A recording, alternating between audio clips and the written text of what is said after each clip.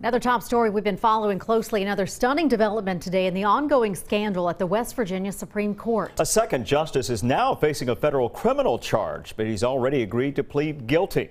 13 News chief political reporter Mark Curtis has more from federal court. There is no such thing as a little bit of public corruption. United States Attorney for the Southern District of West Virginia, Mike Stewart, held a news conference Tuesday morning. He announced that retired West Virginia Supreme Court Justice Menis Ketchum has agreed to plead guilty to one federal count of wire fraud. Ketchum used a state Supreme Court vehicle for personal use and also refueled the car on a state credit card, again for personal use and not on court business. He agreed to plead guilty. Justice Ketchum did the right thing for doing the wrong thing. Justice Ketchum stepped up and owned his illegal activity. The charge underlying Justice Ketchum's guilty plea carries a penalty of up to 20 years in federal prison.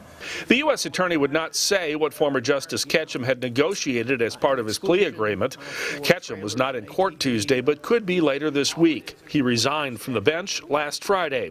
Suspended Justice Alan Lawfrey is also facing a 23-count federal indictment in the scandal over Supreme Court spending. I would hope that Justice Lawfrey would follow suit and that he would also resign, and we could all put this behind us.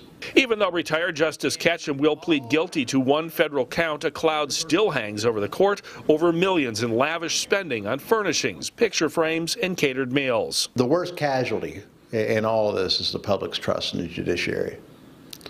And this helps restore it? I think this is one small step. House impeachment hearings that could target the 4 remaining justices resume on Monday. Even though one suspended justice and a former justice are now facing federal criminal charges, the U.S. Attorney says his investigation of the West Virginia State Supreme Court is by no means over. At the U.S. District Courthouse in downtown Charleston, I'm Mark Curtis, 13 News, working for you. The U.S. Attorney did say today that retired Justice Ketchum has been very cooperative, but he would not say if he'd actually recommend a lenient sentence because of that cooperation.